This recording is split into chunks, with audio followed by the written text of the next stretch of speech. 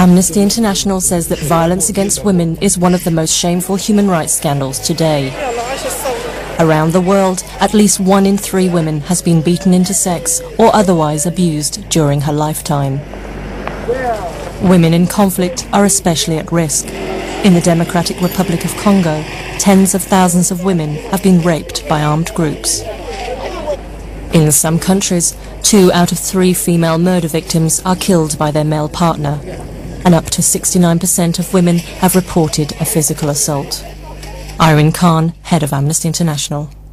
What's really outrageous about violence against women is that it happens everywhere, regardless of class or culture, religion or background. On the 5th of March, Amnesty International is launching a worldwide campaign to raise awareness and stop violence against women. Governments and citizens everywhere will be pressured to introduce and implement laws that really protect women, whether on the battlefield or at home.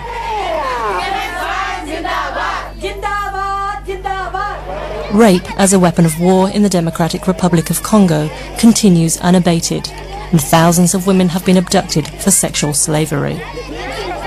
In October 2003, Amnesty International visited this woman who was rejected by her family. 5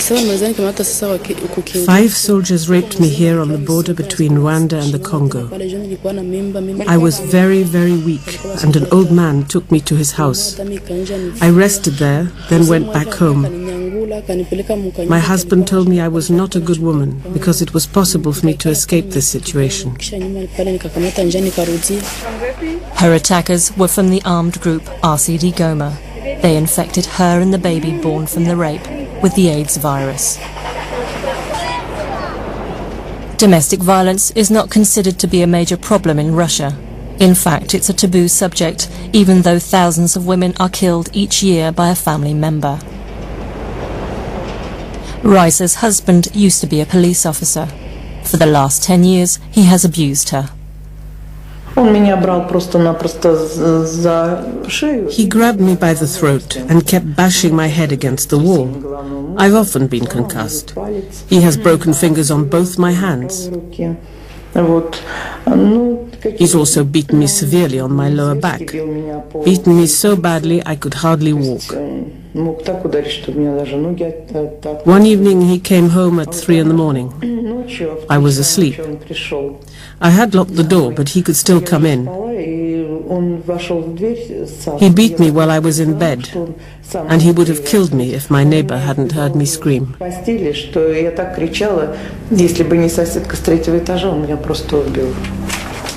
This psychologist is working on a telephone helpline for survivors of domestic violence. 4 million women file official complaints of abuse per year in Russia, and 2 million children run away from home to escape it. Maria Mokova runs a crisis center for women in Moscow. People say, if she endures it, it must mean that she loves him. It does not mean that she loves him. It means that she feels totally unprotected by the state.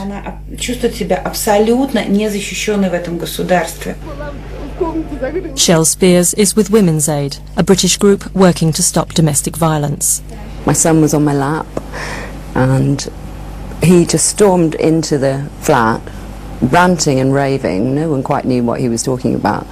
Slapped me full round the face and walked out again. And everyone's sort of completely shocked. I was completely shocked as well.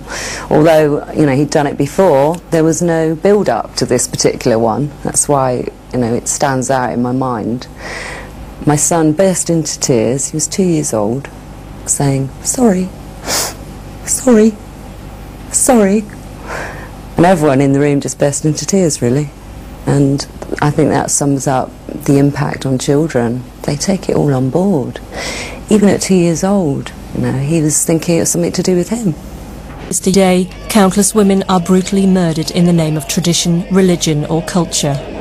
Horrific crimes are committed worldwide, witnessed or perpetrated by close family and relatives.